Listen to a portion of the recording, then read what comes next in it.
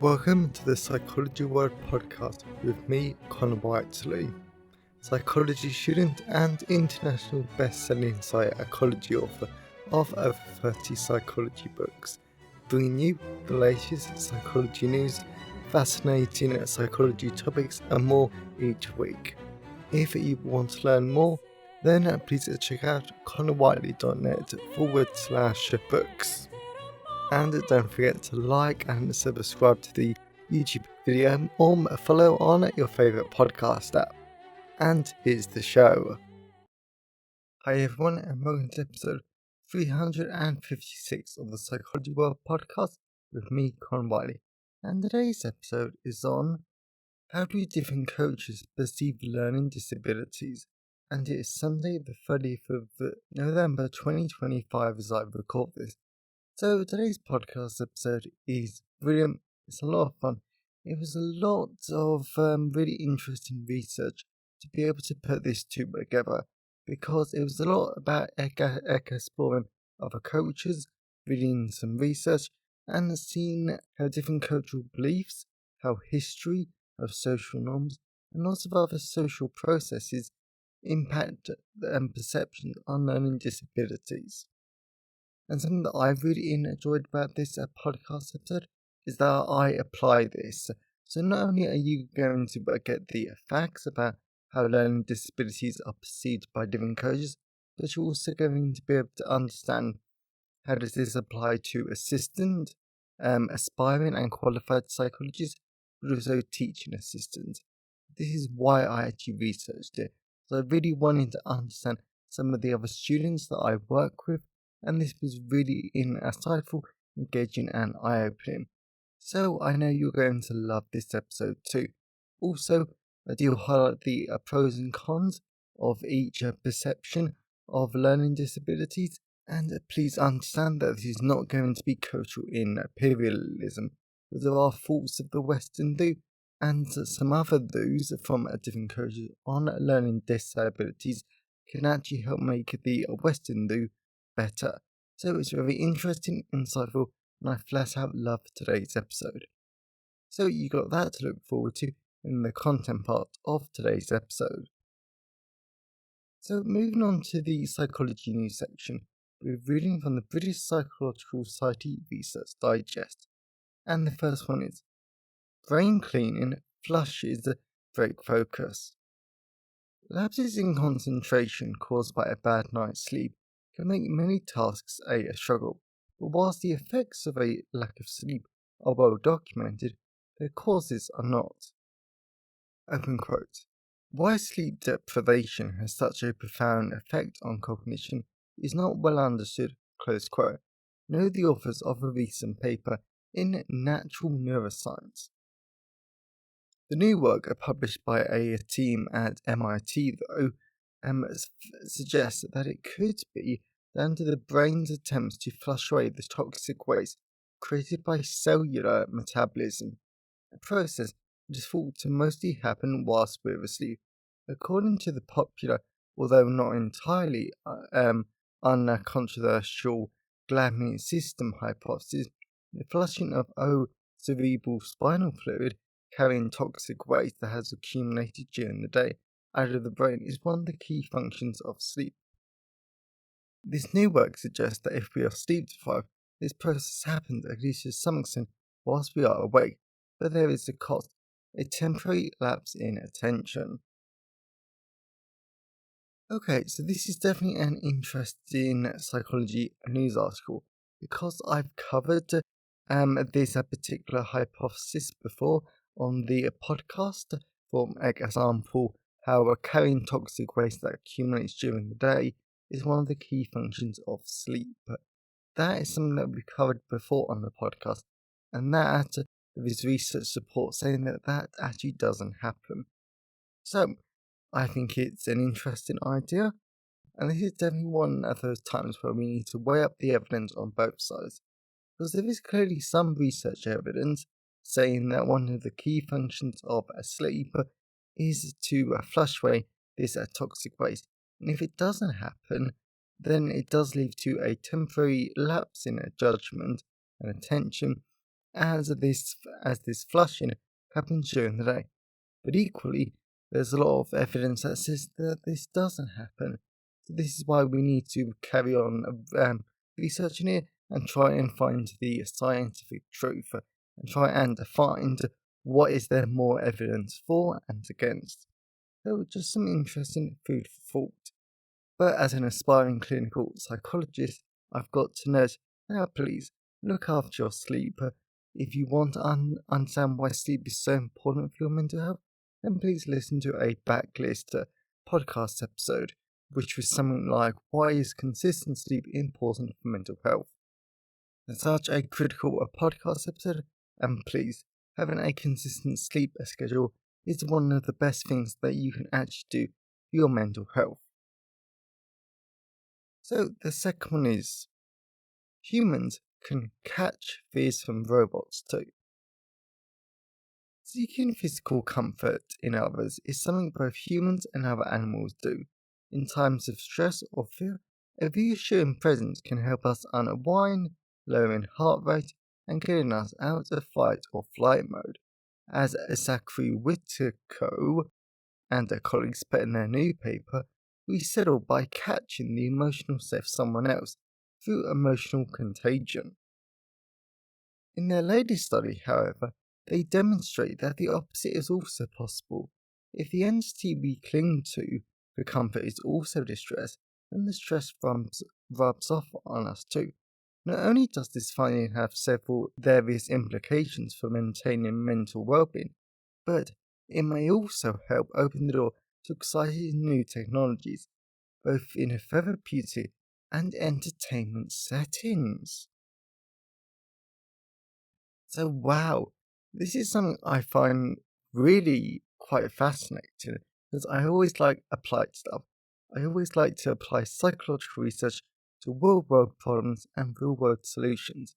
And I always remember during my rape counselling, there was something along the lines of that when we are involved in a social interaction, there's one of four states.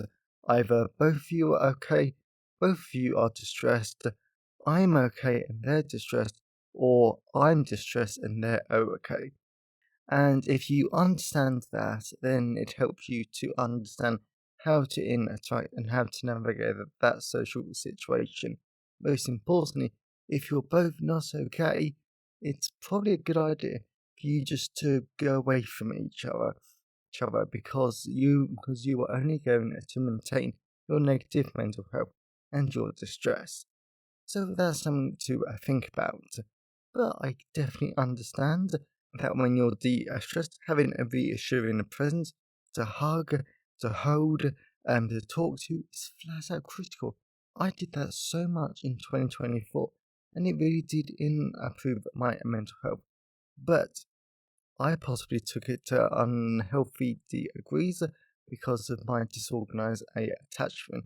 So I do believe that it's important that you do hold on to other people and that you do have a reassuring presence, but equally you've got to learn self-regulation skills. So it is an important balance.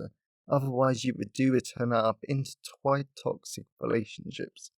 It's just something to think about on that end. But applying it to entertainment and therapy settings. So a long time criticism, I do say that in air quotes, a long time criticism of mine of traditional psychological therapy is that it's only once a week. Very rarely do therapies have twice a week. So if something distressing happens during that week, you are on your own. You are on your own with the limited therapeutic techniques that you've been taught at that moment in time, especially early on in therapy, which is another thing why I quite like mobile mental health apps, because the only real advantage of them is that they can provide psychological support when you need it in between sessions. But applying this to robots, because if you're distressed and you have a nice calming robot, that might be quite comforting, reassuring, but equally it's not human. is not human, you know it won't be able to relate to you. It won't be able to understand everything that you're going through like another person would. Or I would just feel more comfortable talking to another human. So I think there were very interesting applications, but we need a lot more research and we need a lot more critical thinking about this because nothing will ever be better than another human for support because we are social creatures at the end of the day. So the last one is brain changes across common mental health diagnoses look strikingly similar, or I think I'm going to enjoy this one.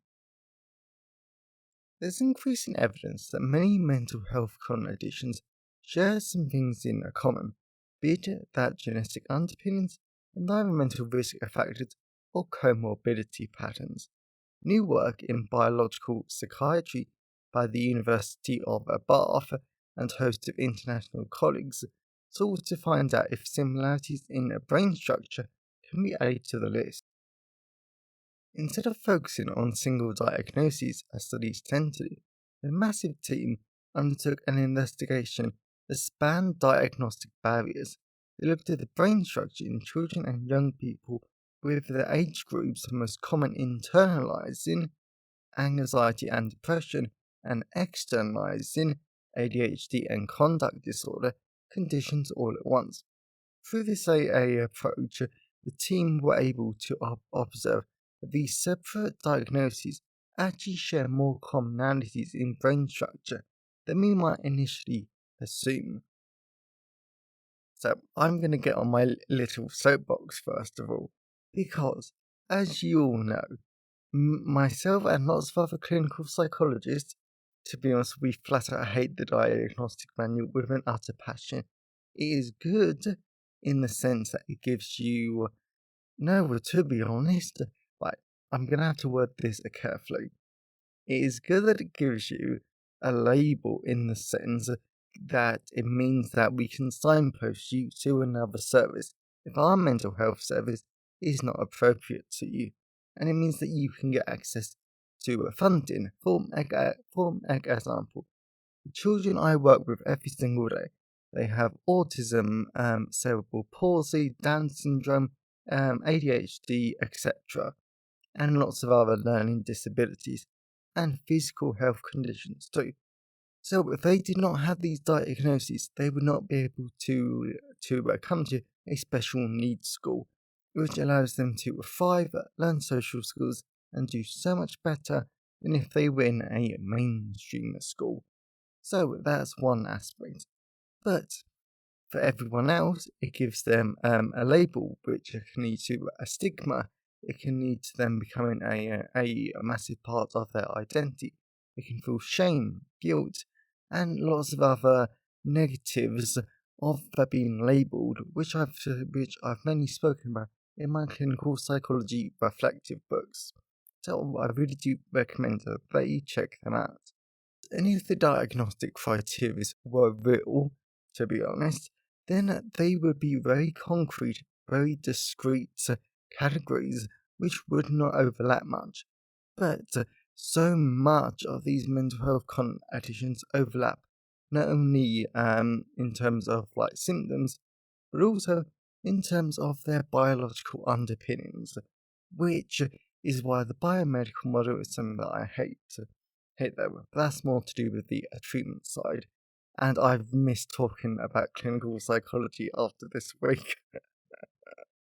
So it's just a lot to think about. I really could go on about this, but I think that for me personally, this just shows that the diagnostic criteria is continuing and there's actually research, there's an increasing amount of research which is continuing to say that the thinking about it is wrong, it's not correct, and mental health cannot be thought in terms of categories and symptoms that are completely different to another mental health condition. So just some food for thought. So I hope you enjoy the psychology news section. So let's move on to the personal update.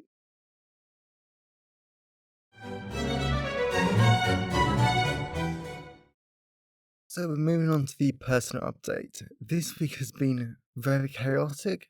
A lot's happened that I can't talk about at the moment because work is an evolving situation, is all I'm gonna say. But most of it has been flat out amazing. Really, really a positive, a funny story, which to be honest, I probably shouldn't say because it doesn't paint me in the best light, but it's really funny and I've been wetting myself over it.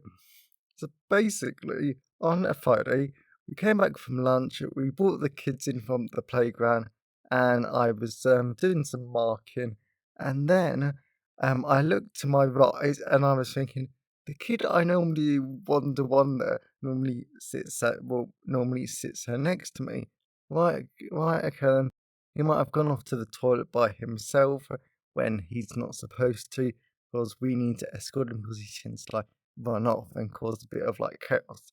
So I checked his toilet that he normally goes into. He wasn't there. Checked a few of his other normal places. He wasn't there. Went out onto the playground. He was playing. I left. I left the kid off the playground.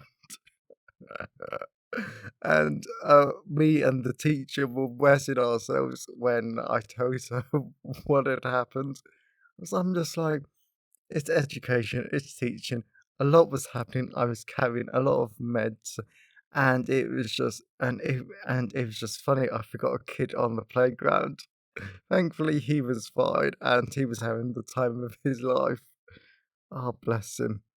But but one thing that I can talk about this week is how I'm starting to think, oh, maybe educational psychology might be something that I'm interested in because you can definitely do educational clinical psychology, or maybe a better way to phrase it is educational psychology with a clinical focus, because that's when you would do basically what I'm doing now. Of course, you just get paid at least 2 or 3 times more than I am, and you get to work with the people with special educational needs. You apply psychological theory to educational settings, and you help in improve lives. And because of a given a situation that happened at work this week, which is when I need to do some ending work with a particular child, I'd like to help them after I leave in a few months or in a few weeks, whenever the school decides to reassign me to another school without my say so. Well, I really did have had to do a lot of research, a lot of brainstorming, and I really had to think about using my clinical psychology master's degree. How do I end this time with this particular child who's actually formed a attachment to me, just that me leaving doesn't cause them any psychological damage. So it was a lot of fun. It was really interesting, definitely tiring, and since that day, which was like Wednesday night, I have been doing a lot more applying psychological theories to my work, and I have been trying like to look at different situations that happen in my educational work, and to think, right, what psychological theory could I apply here? So it's quite interesting. It's a lot of food for thought, and I really am trying like to reflect as a psychological practitioner just for the future. So educational psychology is something that I want to dig in more to. If you know any good books, podcasts, or resources, I would be very, very grateful for them. And as always, I always love to hear your thoughts and feelings on today's episode. So you can always email me, connorwiley@connorwiley.net. You can always leave comments at the show notes at connorwiley.net/podcast. And you can always tweet on Twitter at sci-fi Wiley, leave a comment on the Facebook post or LinkedIn post. I always love to hear from all of you because it really helps make the podcast feel more like a conversation. And please always feel free to send pictures of where you're listening from. I always love to hear where all of you are, all over the world. And today's episode has been sponsored by Gamification of Autism. Now, this is a brilliant book. It's a lot of fun. It's really quite fascinating. And This is quite mind-blowing in terms of how bad the research is. So, gamification of is very timely when it comes to learning disabilities, because some children with autism do have learning disabilities. So this means that they can engage in apps, toys, and other products that are meant to teach them different social skills, like how to swim, how to interact with other people, and emotions, and a whole bunch of other things. And that is what gamification of for autism is. But there's a lot of different research problems with this particular area. For example, there are problems with the sample sizes, the generalizability of the results, the financial connections between the researchers and the companies, because so many of these research studies are actually funded by the companies themselves, or shockingly, so many studies say, right, we've only tested one participant and our amazing results that can apply to every single autistic person on the planet. Of course, that is not how it works. So there are lots of different research issues. That's what I loved doing this book, because it was a lot of fun. It was really interesting, and I cannot recommend it enough. So, if you're interested in research methods, learning disabilities, autism, and a whole bunch of other clinical psychology topics, then please check out Gamification of Autism. Available for all major ebook retailers, you can order the paperback and hardback version from Amazon, local bookstore, or local library if you request it. And if you want the AI generated audiobook, then now you can, and selected audiobook retailers like Spotify, Kobo, Google Play, and Barnes& Noble, and selected library systems like Biblioteca and Overdrive.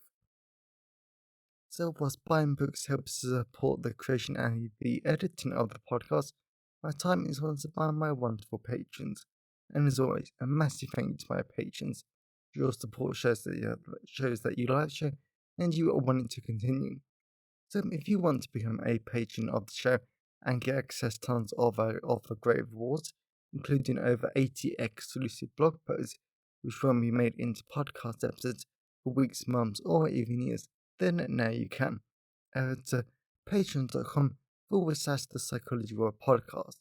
Or if you want to support the podcast on a one-off basis, then now you can at buymeacoffee.com/Con Whiteley. So that's enough the personal update. Let's move on to the content part of today's episode.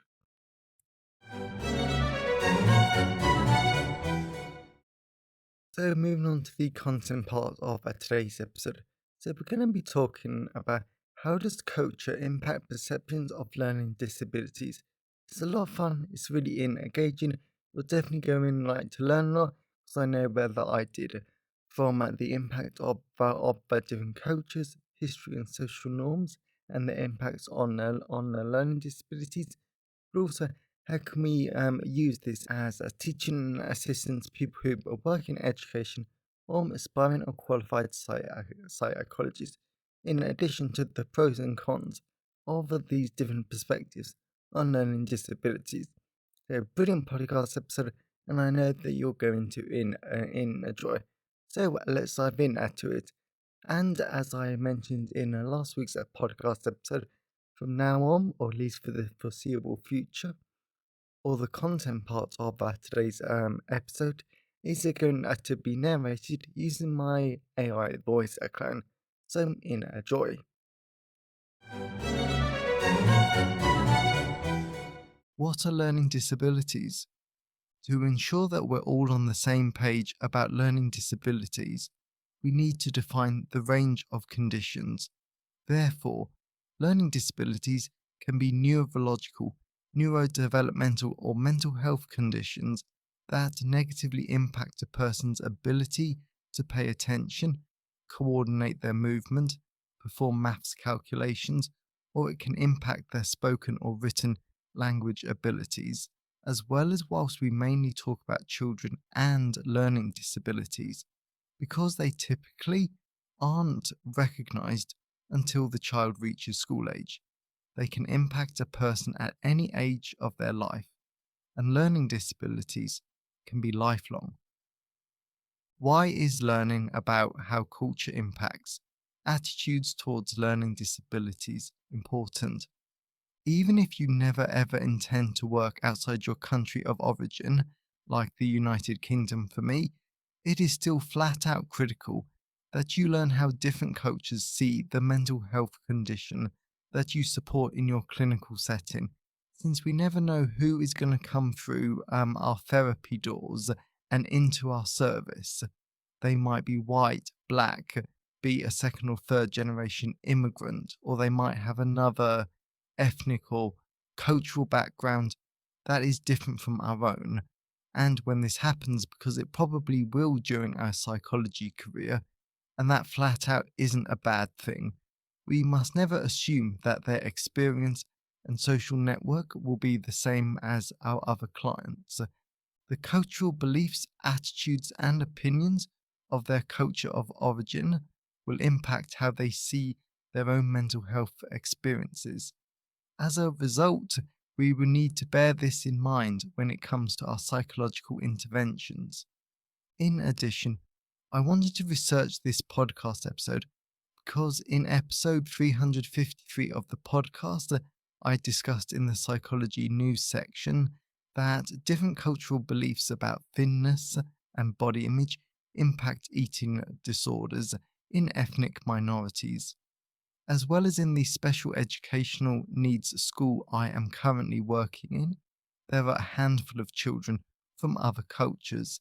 Therefore, by learning about how their families might see their learning disabilities and other conditions, it might help me to better support them. On the whole, the entire point of this psychology podcast episode is to enlighten you about what those cultural beliefs and attitudes might be towards learning disabilities, as well as I'll suggest some ways how these beliefs might impact our clients and therapeutic work. What are Western attitudes towards learning disabilities? The first type of culture we need to understand is how the Western world generally perceives learning disabilities. Now, the main research is typically done in the United States of America, and given how there are cultural differences between how the West and Europe see learning disabilities, this section might as well be termed "How does the United States see learning disabilities?" Yet, I think a fair comparison would be to say that this first section covers how countries with a very, very strong American link perceives learning disabilities. Thankfully, over the decades, there has been a real shift in how the West sees learning disabilities, instead of a lot of countries like the United States and some parts of Europe seeing learning disabilities as a range of conditions that need to be treated as diseases as dictated by the biomedical model. There has been a real shift in recent decades to move towards seeing learning disabilities through a lens of human rights as well as inclusivity. The focus in these cultures is to provide people with learning disabilities equal opportunities and access to learn daily activities and society as much as possible, regardless of their condition and the severity of their condition. For instance, in the United States in 1990, the Americans with Disabilities Act makes it illegal to discriminate against people with disabilities in all areas of public life, such as transportation, school, jobs, and all private and public places that are open to the general public. In other words, you cannot legally treat two people differently just because one person has a disability and the other person hasn't. Furthermore, in Western cultures, there is a strong focus on enabling people with learning disabilities to participate fully in society. This can be achieved through technological assistive devices, legislation, and an inclusive education system. since the overall goal in our Western cultures is to minimize the barriers that people with learning disabilities face, whether they're social or physical barriers, and empower these individuals to live more independently. One example of this empowerment and inclusive education system is the special needs school that I work at the time of writing. The entire school focuses on decreasing barriers to education and empowering the students to be as independent as possible. For example, in my class, there is a great kid who struggles talking, so he has a communicator, or a talker as we call it, and this allows us to communicate with him when we can't understand what he's verbally saying. Another student has selective mutism, so she has communication aids, as well as the smaller class sizes.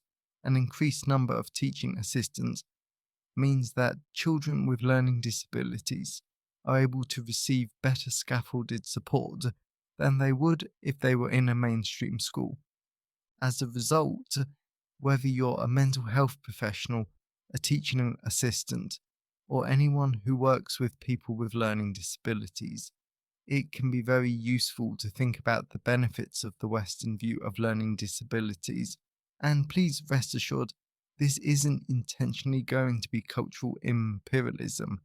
I will point out the benefits of the other perspectives on learning disabilities too throughout the episode, since the Western perspective stresses that we should be empowering people, and this comes back to a very important fact about clinical psychology.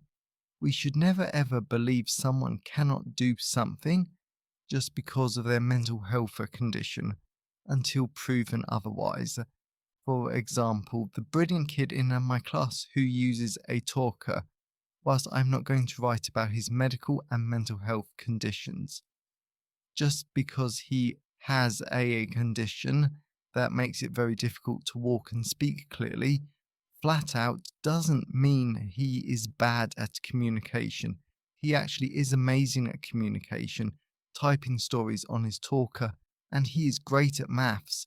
Yet unless he's empowered, supported, and we scribe for him, no one would know just how brilliant he is.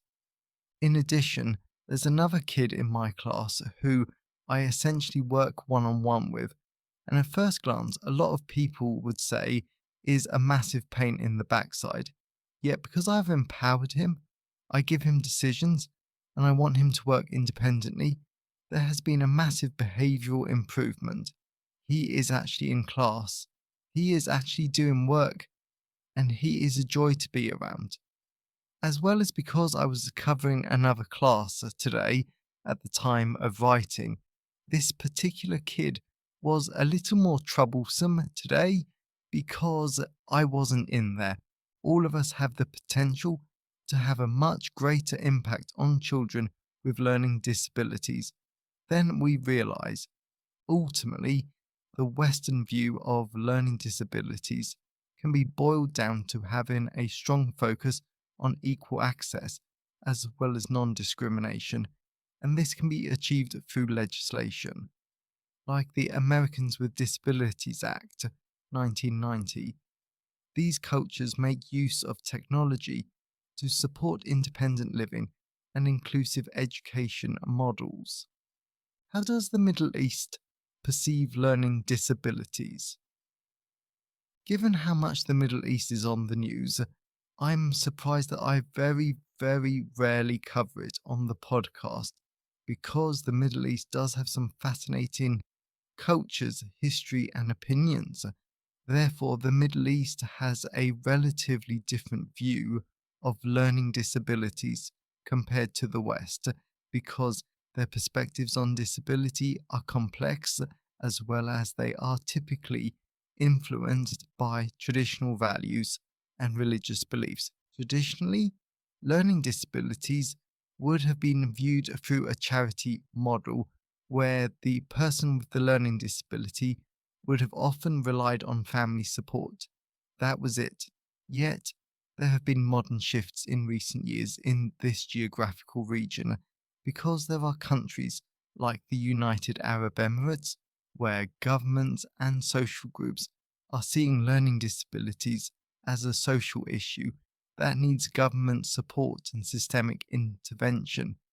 Moreover, if we look at the United Arab Emirates in more depth, then we can see that the country has been proactive in creating accessible environments and promoting awareness through dedicated policies, like the National Policy for Empowering People with Disabilities, as well as campaigns. What I find really interesting about these efforts is that the country actively wants to make Dubai a disability friendly city. This is brilliant because it strikes a good balance between embracing modern inclusive practices and respecting traditions. Personally, what I think is flat out brilliant about the Middle Eastern perspective on learning disabilities is that they're trying to make their major cities disability friendly. This, I think, is a great idea because in my batch of podcast episode ideas, I have something along the lines of ways to make society more autism friendly. Also, sometimes I feel like in the West, there is such a strong resistance to making major changes because people do not want to change the way they live their lives, the way their cities run, and they want to protect their traditions as much as possible. In other words, I cannot imagine Western cities wanting Dati to become more disability friendly because whilst we have things like dropped curbs, lifts, and accessible entrances, as a number of conversations that I have had with people in wheelchairs, amongst other disabilities, have proved to me, Western cities and life is nowhere near as disability friendly as the general public believes. Therefore, it might be extremely useful for Western cultures to learn from Middle Eastern cultures about how to make disability friendly cities. Moreover, as an aspiring or qualified psychologist or another type of mental health professional, understanding how the Middle East sees disabilities can be very useful. If you have a client from the Middle East, then understanding that traditionally learning disabilities are seen to rely on family support can be useful.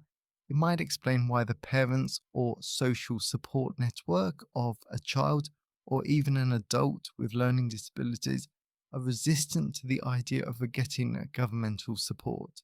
They might not understand that in the West, families get more support and the accessing of government support is emphasized. In addition, if you're working with a client from the Middle East, then you might want to bear in mind that you might have to do more signposting and explaining of how government support works for learning disabilities than you normally would. Middle Eastern families might be brand new to the idea of a government support or specialist support for learning disabilities, so you might need to explain everything from scratch. Equally, as a teaching assistant at a special needs school, this information can be useful to me because whilst I do not deal with parents, their traditional beliefs about a person with disabilities should only rely on family for support might rub off onto their child. Therefore, if I see a child struggling and trying to do something themselves and not wanting to ask help from a non family member, then I can do two things. I can empower the child like I normally would by providing scaffolded support so they can do the task themselves. And I could explain to them that it is perfectly okay, normal, and understandable to ask for help from me or any staff member. Then I can work with the child over time to improve their ability to ask for help and undo the negative impact of some of these traditional beliefs. Ultimately, the Middle Eastern perspective on learning disabilities can be boiled down to influences of tradition and religion, but there is a trend towards the governmental policies and support for those with learning disabilities and an effort to create accessible urban environments. Also, the government is helping to raise awareness and conduct inclusion campaigns. How does Asia view learning disabilities? There are parallels between how the Middle East and Asia view disabilities more generally, because in several Asian countries, traditional attitudes towards disabilities are heavily influenced by historical context as well as religious belief. Yet more recently, these traditional attitudes have started to become more balanced with inclusivity, but these traditional attitudes are still very much present. For example, in India, if someone has a learning disability, or any disability for that matter, then it links to karma, and it is believed to be a punishment for their negative actions in a past life. Whereas in Japan, a learning disability brings a lot of shame onto the family. Both of these cultural beliefs are rooted in certain historical and cultural narratives that are still present to this day. Nonetheless, it should be mentioned that Japan, whilst having stigmatizing cultural traditions towards learning disabilities, it is making great strides towards becoming more inclusive. For example, Japan is developing accessible public transport, as well as there are media campaigns to promote disability awareness.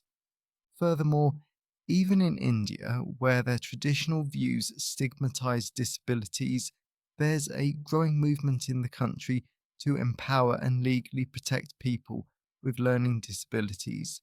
For example, in 2016, India passed the Rights of Persons with Disabilities Act, and this legislation aims to protect people with disabilities against discrimination and give them equality, as well as the legalization supports India's advancement of various support systems and educational reforms, and seeks to change how Indian society perceives learning disabilities and ultimately dismantles outdated stigma. Personally, whilst I do admit it is good that the Asian perspective on learning disabilities aims to balance modern inclusion efforts with people's right to follow a religion, a lot of the religious and historical contexts that influence public attitudes are harmful and negatively impact the lives of people with learning disabilities. Since if you grow up in Japan, for example, and society teaches you that you, the person with the learning disability, is bringing shame to your family, as well as if you can see your family being treated badly because of you, then that is definitely going to impact your self esteem, your well being, and your mental health. Also, this cultural shame and people treating your child differently and the rest of your family differently because your child has a disability is going to take its toll. The parents might blame the child for having a disability, and that will impact the parent child relationship that we know from developmental psychology is so critical to outcomes in adulthood. I hope over time that these traditional views that stigmatize people and families with disabilities continue to change. On a more practical note, as an aspiring or qualified psychologist or another mental health professional, understanding how Asian culture impacts learning disabilities can be immensely useful.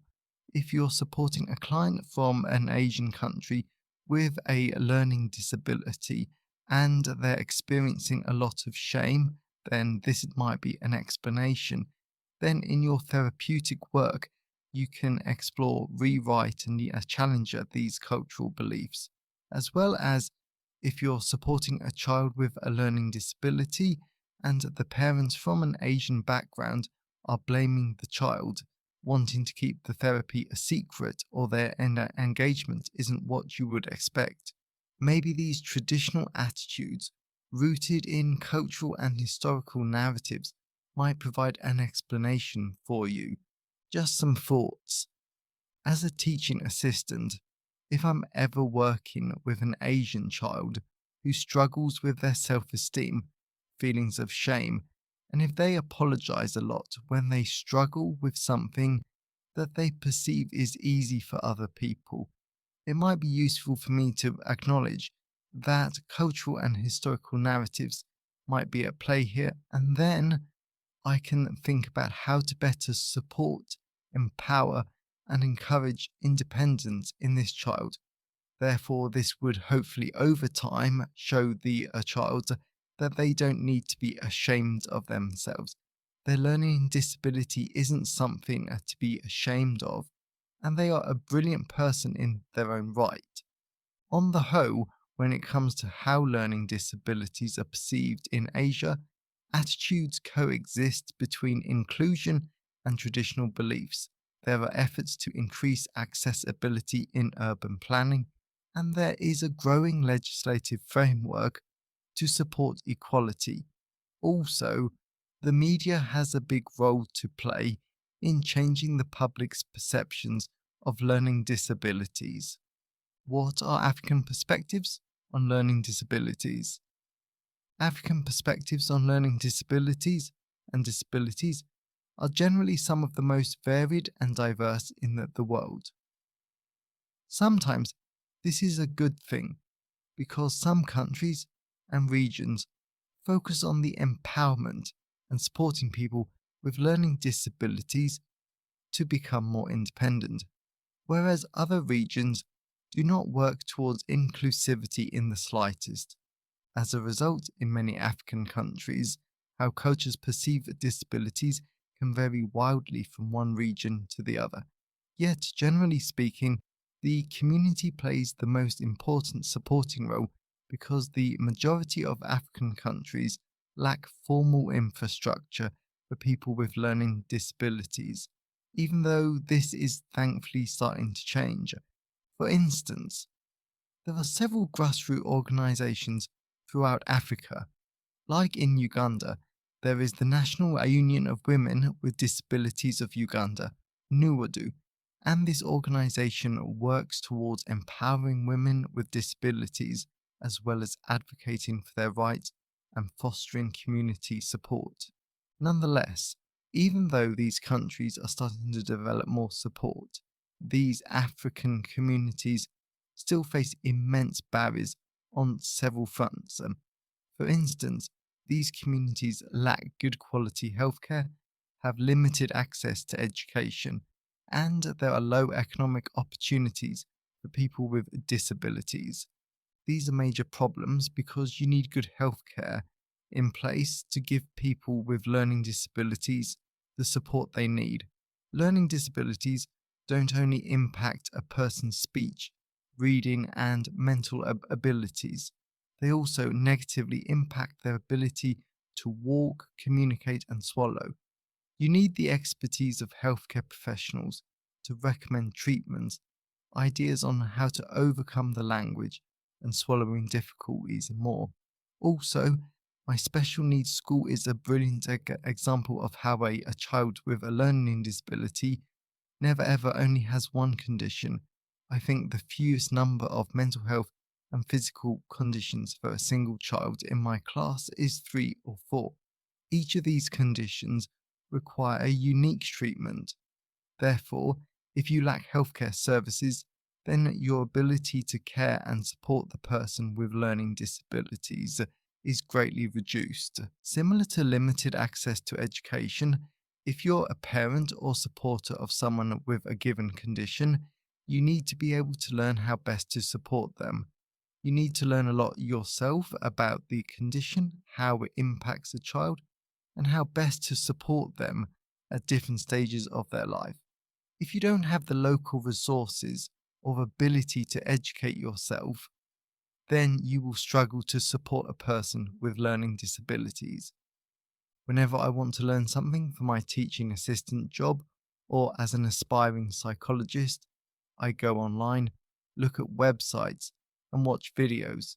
If you don't have access to the internet, or if you don't have the technological skills to do research, then again, you can't effectively support someone with a learning disability. Additionally, there are a wide range of cultural beliefs in African regions that sometimes hinder progress towards inclusion. Since in Africa, disabilities can be viewed as divine punishments or curses placed on individuals. This is a problem because no one wants to be associated or support someone punished by the gods and interfere with curses, because it might negatively impact them too. This is why it's important to focus on educating people as well as continue to challenge misconceptions about learning disabilities. Over time, this leads to African regions becoming more understanding and accepting, whether you're a teaching assistant, an aspiring or qualified psychologist. Knowing about African perspectives on learning disabilities are useful because these cultural beliefs might explain treatment resistance, why the client might be all for the treatment but their social support network is resistant, and the negative treatment from others might explain the low self-esteem and other negative mental health outcomes for the client.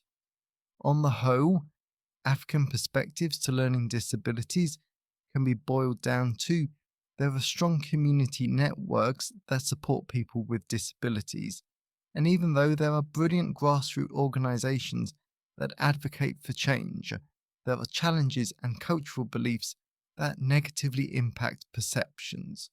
What are Latin American perceptions of learning disabilities? Now, the Latin America perspective on learning disabilities and disabilities more generally is something I really want to learn about. In fact, the Latin America perspective was the main reason why I created this podcast episode, because in my class, the boy I do one-on-one lessons with, his family is originally from a South American country. Of course, I do know which country it is, but I don't want to include too many identifying features in this episode. Therefore, I want to understand how his family's culture of origin could impact his disabilities. As a result, the main difficulty for Latin American countries when it comes to addressing disabilities is the immense struggle to overcome socio-economic barriers. For instance, it is true that Brazil has passed several progressive laws that aim to support people with physical and learning disabilities. This is known as the Brazilian Law of Inclusion, or the LBI for short. This law aims to promote the fundamental freedoms and rights of people with disabilities in the country, as well as it encourages people with disabilities to get involved in society and social activities by making them more accessible. Nonetheless, part of me feels like this is a great example of a law being beyond brilliant in theory, but in practice it isn't as effective as intended. This is because of the economic disparities, as well as the different levels of implementation across different regions of Brazil, since we know making places more accessible, giving people wheelchairs, talkers, and other communication aids all cost money, money that is very hard to get in Brazil. Also, people with physical and learning disabilities experience a lot of barriers in employment and education in Brazil. Again, as I spoke about in the above section, if you can't have an education, then you cannot learn the skills you need to become independent and empowered, as well as your parents, family, and other supporters cannot learn how best to help you. Also, they cannot get an education, get a good job, and earn the money needed to support those with learning disabilities. Thankfully, there are signs that advocacy groups and social movements across Brazil and the rest of Latin America are becoming increasingly active in pushing for policy changes and raising awareness about disabilities. Therefore, they can make Latin America more inclusive. Personally, similar to what I've mentioned before, being aware of the Latin American perspective is useful because whether or not, if you have a client who directly comes from Latin America or has strong family connections to the continent, these can be useful explanations and social factors that can maintain a psychological distress or explain treatment resistance. For instance, parents of your client might not have the education level needed to fully understand how to support their child's learning, they might have a very, very low income and struggle to earn enough to support themselves and their child.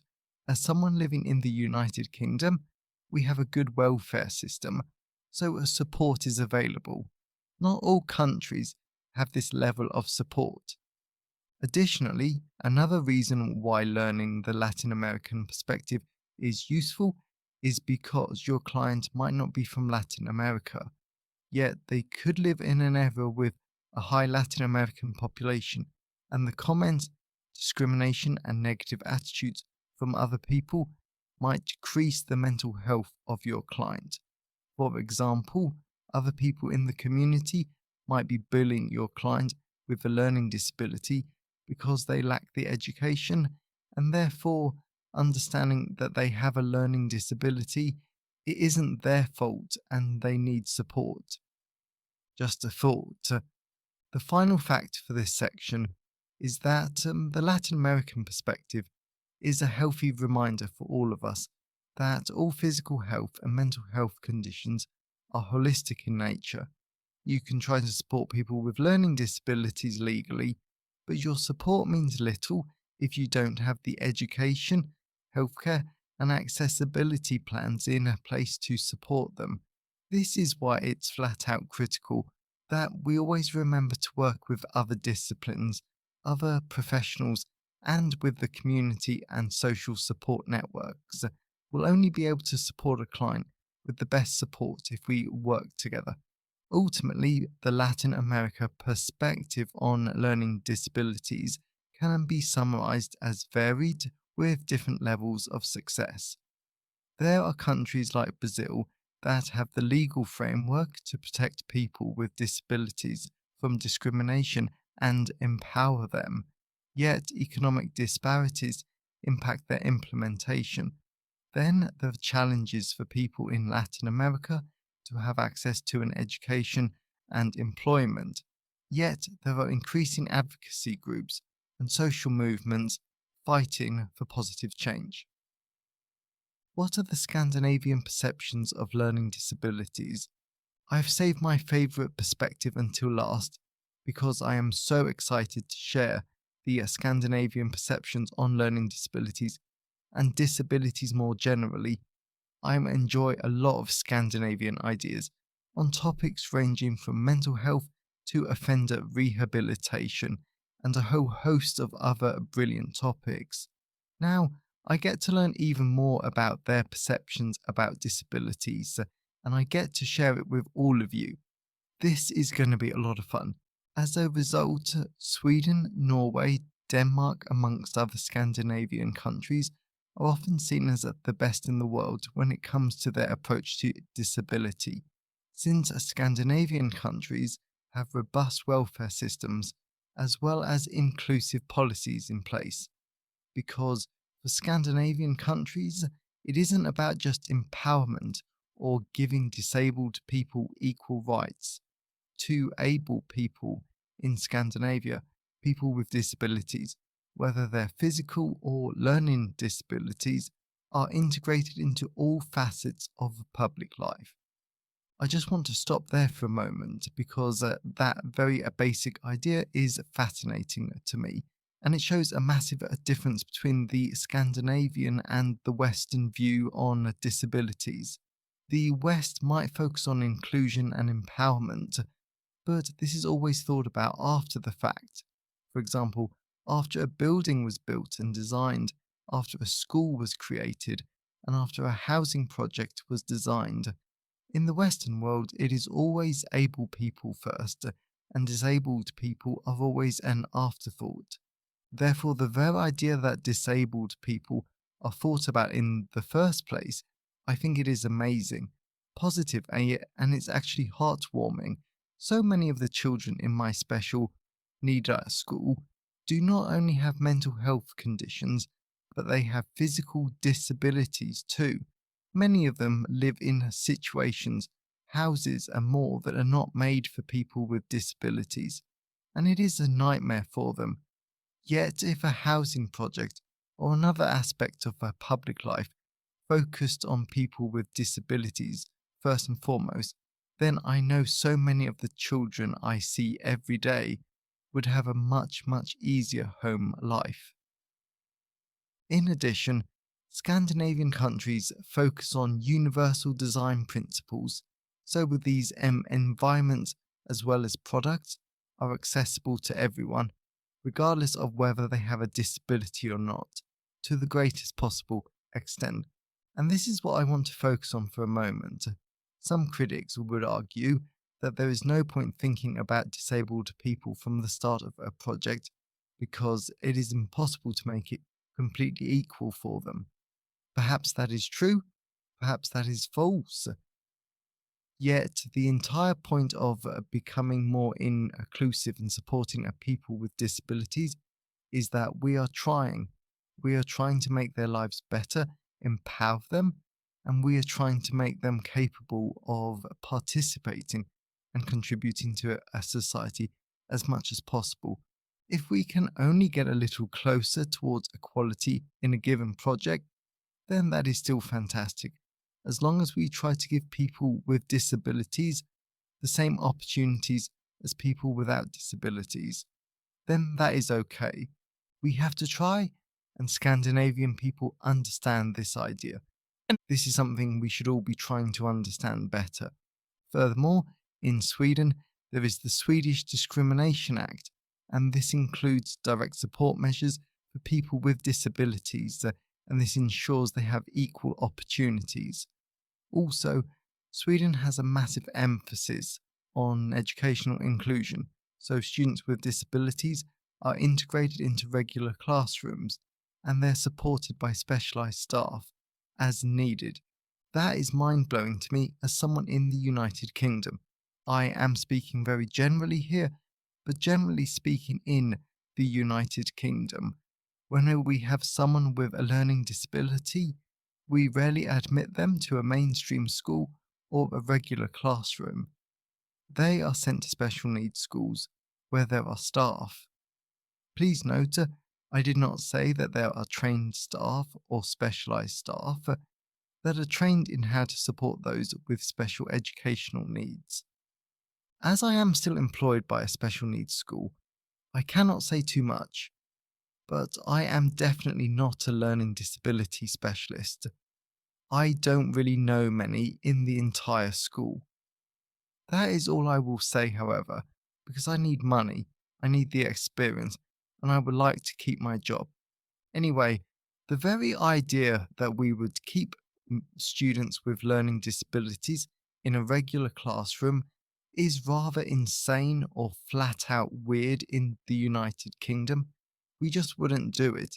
And I do feel like this creates a lot of spare room for misconceptions, lies, and even misinformation to be spread about people with learning disabilities. Therefore, I certainly think we can learn from Scandinavian countries about integrating people with disabilities into the education system, all aspects of society, and make them just a normal part of society. A group of people without shame, without separation, and without exclusion. On the whole, Scandinavian perceptions of learning disabilities highlight the importance of systemic support, and these ensure practical inclusion at all levels of society. Also, Scandinavian countries focus on universal design principles so that they are accessible to everyone, and they have a strong welfare system to support individuals with disabilities. They focus on integration in education, as well as there is legislation to promote inclusion and equality. Conclusion. As you've seen throughout today's psychology podcast episode, across the world and its different cultures, there are a lot of different thoughts and feelings towards physical and learning disabilities. These cultural attitudes are influenced by historical, social, and religious contexts. But despite these differences, there is, thankfully, a positive global trend towards fostering equality and inclusion for people with disabilities.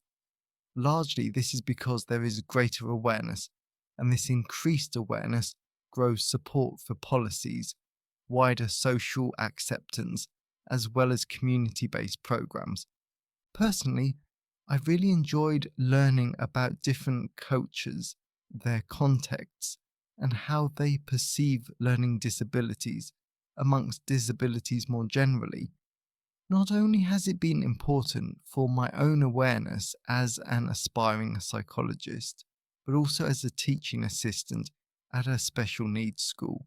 It's given me new ideas and new perspectives, and a greater understanding of the potential challenges and benefits that my students face in their wide social support networks.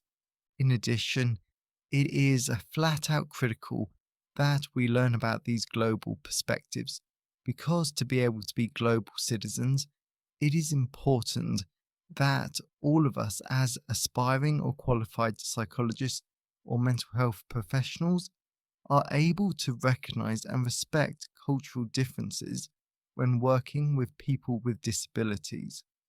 This understanding can lead to greater and more effective strategies in promoting mental health, physical health, and any other therapeutic interventions we are doing with the client.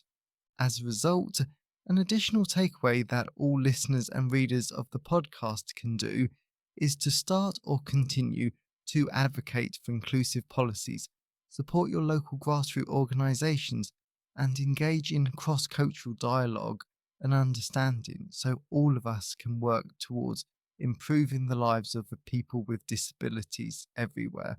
Also, I would add, make sure you share your knowledge about disabilities with people, because knowledge empowers all of us and to take active steps towards advocating for change within our local communities and beyond. For example, you could see what your mental health service, your employer, or your local community is doing to support those with physical or learning disabilities.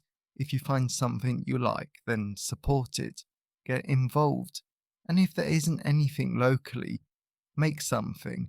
In my opinion, I understand that I have just asked a massive thing of all of you, and you might be wondering what I'm doing. Not only do I work at a special needs school, so I can support, empower, and educate people with learning disabilities every working day, yet I'm doing podcast episodes and sharing my knowledge and experience with other people too. Even if you learn one thing about a learning disability and share it with someone every week for 52 weeks, 1 year, you would have made a massive positive impact compared to doing nothing at all. Just a thought, what small action could you take today to improve the life of someone with a learning disability? So I really hope that you enjoyed today's episode and you got something out of it. I know that I did, because something that I'm starting to enjoy now, and something that I really am starting to focus on, is not only bringing it alive with my own experiences as someone who works with special needs kids, but also how can I reflect on this? How can I use it in my own day-to-day life? And also, how can I use this going forward as an aspiring and hopefully one day qualified psychologist? So I really did enjoy this, and I know that I learned a lot. So I hope you did too. And if you know someone who would enjoy today's episode, then please share it with them. I'm always really grateful when you wonderful people help spread the word about the podcast. And if you want to know more, then please check out Gamification of Autism, available in all the usual places. And if you want to support the podcast on a ongoing basis, then please consider becoming a patron at patreon.com/, the Psychology World podcast. Or if you want to support the podcast on a one-off basis, then now you can at buymeacoffee.com/ Connor Wiley. And as always, I always love to hear your thoughts and feelings on today's episode, so please let me know. So, have a great day, everyone, and I'll see you next time.